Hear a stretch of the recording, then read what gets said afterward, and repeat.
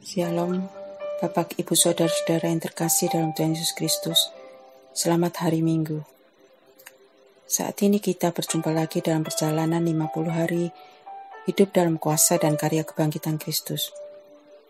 Hari ini adalah hari yang ke-15. Saya Lani.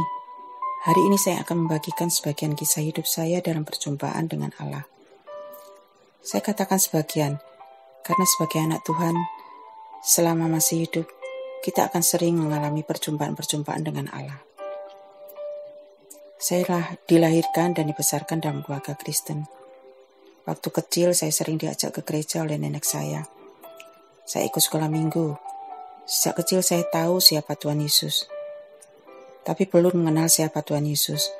Hanya sebatas tahu saja. Saya memulai pelayanan di paduan suara. Tapi saya merasakan bukan pelayanan, melainkan hanya sebatas kegiatan saja untuk bisa kumpul-kumpul dengan teman-teman. Hingga suatu saat di tahun 1981, saat itu saya masih duduk di SMP. Saya diajak teman saya untuk ikut kebaktian kebangunan rohani di Balai Pemuda. Waktu itu saya kaget, tertegun, karena yang khotbah waktu itu seorang anak, lebih kecil dari saya. Firman Tuhan waktu itu di dalam Roma 12 ayat 1. Karena itu saudara-saudara, demi kemurahan Allah, aku menasihatkan kamu, supaya kamu mempersembahkan tubuhmu sebagai persembahan yang hidup, yang kudus, dan yang berkenan kepada Allah.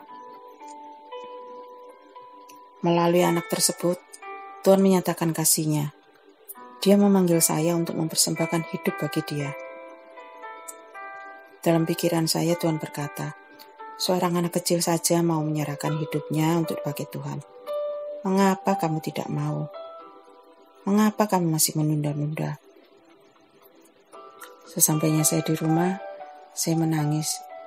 Dan saya mengatakan pada Tuhan, ya Tuhan, saya mau untuk Engkau pakai jadi alat-Mu. Saya bersyukur Tuhan tidak hanya memanggil, Tuhan yang memanggil, Tuhan yang memperlengkapi. Sejak saat itu semangat saya berkobar-kobar melayani dan untuk semakin mengenal Tuhan. Selain pelayanan paduan suara, saya juga aktif ikut persekutuan, ikut KTB, kelompok tumbuh bersama. Melalui wadah persekutuan dan KTB ini saya semakin bertumbuh mengenal Tuhan. Melalui camp yang saya ikuti, makin meneguhkan saya untuk mempersembahkan hidup bagi Tuhan.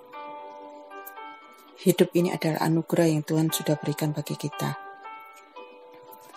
Pada tahun lalu, tahun 2020, tepatnya di bulan September, saat Tuhan memanggil suami saya pulang ke rumah Bapa, saat dimana kami tidak menyangka kalau secepat itu Tuhan panggil suami saya.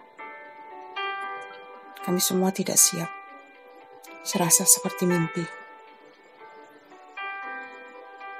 Dalam situasi seperti ini, Tuhan menyatakan bahwa hidup ini singkat. Jangan kita berpikir waktu kita masih panjang. Kematian bisa datang tanpa kita duga. Kematian bisa datang pada siapa saja. Kita tidak tahu Tuhan panggil kita pulang ke rumah Bapa. Bisa 1 tahun, bisa 2 tahun, bisa 3 tahun. Bisa sehari atau bahkan 2 jam. Dan siapa yang pulang lebih dahulu kita pun tidak tahu. Biarlah dalam setiap hari, setiap detik, kita memakai hidup kita untuk menyenangkan hati Tuhan. Hidup berkenan bagi Tuhan. Tuhan telah mengorbankan anaknya disalib bagi kita, supaya kita mempunyai hidup.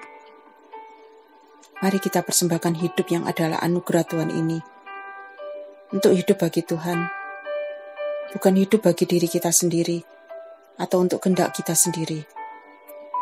Waktu atau kesempatan yang ada, yang Tuhan berikan bagi kita, mari kita gunakan sebaik-baiknya. Untuk melakukan kehendak Tuhan. Dan hal-hal yang memuliakan nama-Nya. Berdoalah untuk umat Tuhan. agar kita mengerti apa yang perlu kita lakukan dalam hidup ini. Makin mengerti akan kehendak Tuhan, makin menyenangkan hati Tuhan. Mari kita berbuah untuk kemuliaan Tuhan. Mari kita berdoa.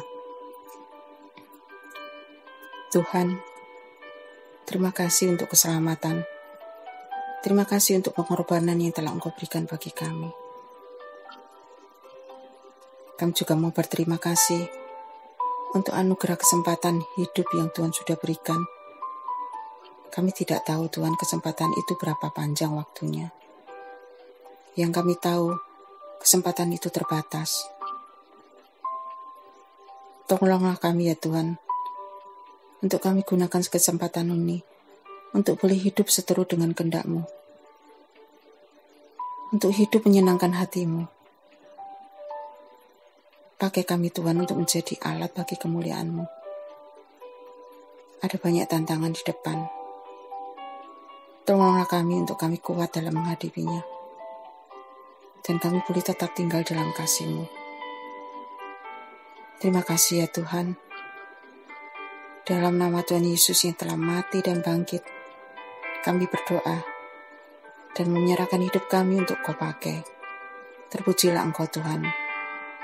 Amin.